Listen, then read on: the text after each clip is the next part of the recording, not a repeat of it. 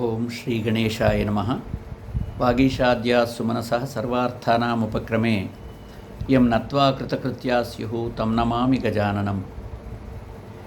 మనుస్మృతిలో భోజనానికి సంబంధించిన 2 శ్లోకాలు ఉన్నాయి. అవి ఈరోజు ముచ్చరించుకుందాం. మనుస్మృతి వేద ప్రామాణికమైనటువంటి గ్రంథం.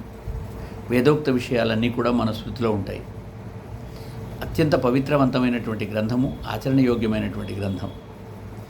అందులో ఒక శ్లోకంలో రాజామను అంటాడు,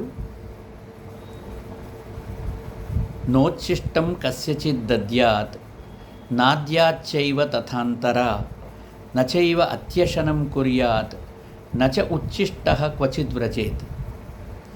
అంటే ఉచ్ఛిష్టం అంటే ఎంగిలి. నోచ్ఛిష్టః కస్యచిత్ దద్యాత్, నోచ్ఛిష్టం కస్యచిత్ దద్యాత్. ఉచ్ఛిష్టం అంటే ఎంగిలి అని చెప్పాం కదా, అది ఎవరికి కూడా వడ్డించకూడదు. నాద్యాచైవ తథా అంతర, ఎంతటి స్వాదిష్టమైన భోజనమైనా సరే మనం తింటూ ఇతరులకు పంచాలి. దగ్గర మనతో పాటు కూర్చున్న వాళ్ళకి భాగవతంలో కూడా చూశారు కదా, కృష్ణ పరమాత్మ చల్ది కుడవడం.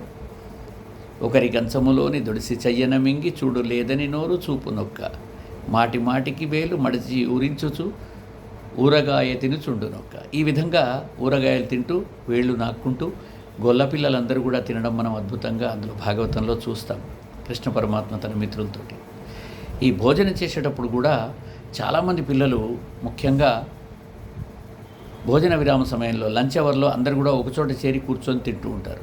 అప్పుడు మనతో పాటు కూర్చున్న మన చిన్న సమూహంలో అందరికీ మన దగ్గర ఉన్నది పంచడం, వాళ్ళు ఇచ్చింది మనం తీసుకోవడం, ఇది ఒక గొప్ప లక్షణం పిల్లల్లో చిన్నప్పటి నుంచే అలవడాల్సింది. నాద్యాచైవ తథా అంతర, బాక్స్ బాగా టేస్టీగా ఉన్న రోజు వేరుగా కూర్చొని తినడం, బాగా లేనప్పుడు ఏ పులగమో వండినాడు అందరితో కూర్చొని తినడం, ఇది చిన్నప్పటి నుంచే చెడ్డ అలవాటు. కాబట్టి అందరికీ పంచి తినడం, అందరితో పంచుకోవడం అనేటువంటిది మంచి లక్షణం. ఇక నాద్యాచైవ తథాంతర నచైవ అత్యశనం కుర్యాత్, అత్యశనం కూడా చేయకూడదు. అశనం అంటే అశధాతువుకి టు ఈట్ అని తినడం. నిరశన అంటారు కదా, అశనం చేయకపోవడాన్ని నిరశన వ్రతం అంటారు. నిరసన అనకూడదు. నిరశన అర్థం వేరు, నిరసన అర్థం వేరు. నచైవ అత్యశనం కుర్యాత్, అతి అశనం కూడా చేయకూడదు. అత్యశనం అంటే నేను పొద్దంతా ఉపవాసం ఉంటానండి, సాయంత్రం పూట మాత్రం మంచి నెయ్యితో చేసిన కిచిడి, సాబుదానా కిచిడి తింటానండి హాయిగా 1/2 కిలో వండుకొని అంటే అది అత్యశనమే. లేదా ఏమండి నేను రోజు కొంచెమే తింటానండి, తిన్నప్పుడల్లా 2 పూరీలు కాస్త 2 ఇడ్లీలు అంతే మాత్రం తింటానండి, అదో 10 సార్లు తింటానండి, అది అత్యశనమే. అంటే ఎక్కువ సార్లు తినడం, ఎక్కువ ప్రమాణంలో భోజనం తీసుకోవడం, ఈ 2 కూడా నచైవ అత్యశనం కుర్యాత్. అత్యశనం అనేటువంటిది అధికంగా భోజనం చేయడం అనేటువంటిది తప్పు. ఇక 4వది నచోచ్ఛిష్టః క్వచిత్ వ్రజేత్. ఎంగిలి చేతితో భోజనం పైనుంచి లేచి పరిగెత్తుకుంటూ ఇంకో చోటికి వెళ్ళడం, లేదా తినే భోజనాన్ని నుంచి లేచి ఏదో వస్తువు తెచ్చుకోవడం, ఇలాంటివి చేయకూడదు. ఒకసారి భోజనానికి కూర్చుంటే కంచం ముందు నుంచి లేవకూడదు. లేసామా భోజనం అయిపోయింది అన్నట్లే. కాబట్టి ఈ 4 విషయాలు గుర్తుంచుకోవాలి. 1, ఎవరికి ఎంగిలి పెట్టకూడదు. ఒంటరిగా కూర్చొని తినకూడదు. అతి అశనం, అధికంగా ఆహారాన్ని స్వీకరించకూడదు, అనేకసార్లు తినకూడదు. ఎంగిలి చేత్తో తింటూ నడవకూడదు, నడుస్తూ తినకూడదు. ఇంకొకటి అయితే సందేహం, ఈ అత్యశనం వల్ల ఏమవుతుందండి, ఎక్కువగా భోంచేస్తే ఏమవుతుంది అంటే అక్కడే మనువు చెప్తారు, అనారోగ్యం. మొదటి లక్షణం అతి భోజనం వల్ల వచ్చేది అనారోగ్యం, ఒబేసిటీ అంటాం కదా. ఇష్టం వచ్చినట్టు తింటూ ఉన్నామంటే దొరికినట్టు తింటూ ఉంటే ధర్మాధర్మ నిరాశంక సర్వాశీ సుఖమేదతే అని పక్షి భాషలో ఒకచోట బౌద్ధ జాతక కథల్లో బుద్ధుని రూపంలో ఉన్న పక్షి చెబుతూ ఉంటాడు. ఏమని, ధర్మాధర్మం విచారించకుండా ఏది దొరికితే తినేవాడు హాయిగా గట్టిగా దట్టిగా ఉంటాడు. ధర్మాధర్మాన్ని విచారిస్తూ ఏరుకొని తినేవాడు బక్కగా నాజూగ్గా పాపం ఏమీ లేకుండా ఉంటాడు, ఆరోగ్యంగా ఉంటాడు. కాబట్టి అత్యశనం చేస్తూ ఉంటారు కొంతమంది. ఈ అత్యశనం వలన ఏమవుతుంది, ఎక్కువగా తినడం వల్ల అనారోగ్యం.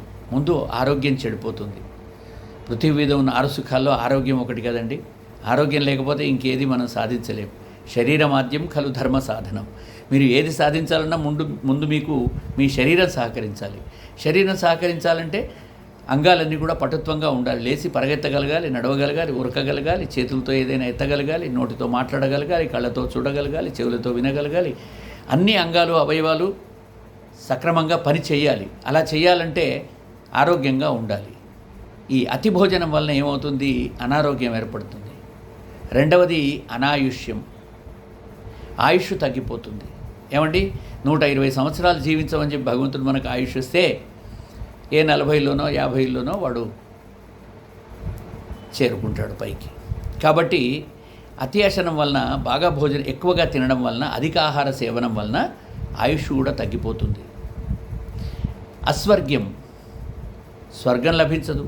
స్వర్గంలో స్థానం లభించాలంటే ఎప్పుడండి? చిన్నప్పటి నుంచి భగవద్ధ్యానం చేసే ప్రహ్లాదులమా మనమేమైనా? ధ్రువులమా? ఏదో రిటైర్ అయిన తర్వాత కృష్ణారామ అందాంలే అని చెప్పి మిగతా జీవితం అంతా కూడా భగవంతుడిని ఏమాత్రం స్మరించకుండా కాలాన్ని గడిపేసి రిటైర్ అయిన తర్వాత ఏ వ్యాపకం లేక భగవంతుడిని మనం స్మరించుకున్నటువంటి దరిద్రపు రోజులు వచ్చాయి. అలాగా భగవంతుని స్మరించాల్సినటువంటి సమయంలో వాడే ఉండడు. అతిభోజనం వల్ల తొందరగా చనిపోతాడు. అస్వర్గ్యంచ అతిభోజనం. ఇంకా అపుణ్యం, ఎలాంటి పుణ్యాన్ని వాడు ప్రాప్తించుకోలేడు, పొందలేడు. లోక విద్విష్టం, ఇంకొకటి ఏమిటి? బాగా లావుగా ఉన్నవాడిని చూస్తే అందరూ నవ్వుతూ ఉంటారు, వెళ్తూ ఉంటే పరిహాసం చేస్తూ ఉంటారు. అగో దొబ్బూసేటు వెళ్తున్నాడు అని. అంత లావుగా ఉన్నవాడిని చూసి అందరూ కూడా పరిహాసం చేస్తారు. లోక విద్విష్టం అంటే లోకులందరూ కూడా ద్వేషిస్తూ ఉంటారు అతి లావుగా ఉన్నవాడిని, ఒబేసిటీతో ఉన్నవాడిని చూచి. తస్మాత్ తత్ పరిత్యజేత్. అందుకని దీన్ని వదిలేయవయ్యా అని చెప్పి మనువు గారు మానవులందరికీ కూడా ఒక నీతి బోధ చేశాడు ఈ 2 శ్లోకాల్లో. పాటిద్దాం వీలైనంత వరకు. ఆరోగ్యవంతమైనటువంటి భగవద్గీతలో చెప్పినట్లుగా సాత్వికాహారాన్ని తీసుకుందాం. అందులో ఆహారం 3 రకాలుగా చెప్తాడు. సాత్విక ఆహారం, రాజసామ ఆహారం, తామసిక ఆహారం అని. కుళ్ళిపోయింది, పాచిపోయింది, ఎన్నటితో మురగబెట్టింది, మొన్న వండింది, 2 రోజులు ఓవెన్లో పెట్టి తినడం, 2 రోజులు ఫ్రిడ్జ్లో పెట్టుకొని కాపాడుకోవడం, 3వ రోజు మళ్ళీ ఓవెన్లో పెట్టుకొని తినడం, ఇలాంటివి తినే వాళ్ళందరూ కూడా అనారోగ్యం పాలవుతారు. కాబట్టి ఆరోగ్యవంతమైనటువంటి ఆహారాన్ని స్వీకరించాలి అని మనువు గారి యొక్క అభిప్రాయం. అస్తు స్వస్తి. ధర్మస్య విజయోస్తు, అధర్మస్య నాశోస్తు, ప్రాణిషు సద్భావనాస్తు, విశ్వస్య కళ్యాణమస్తు, సర్వే జనాః సుఖినో భవంతు. ఓం తత్సత్.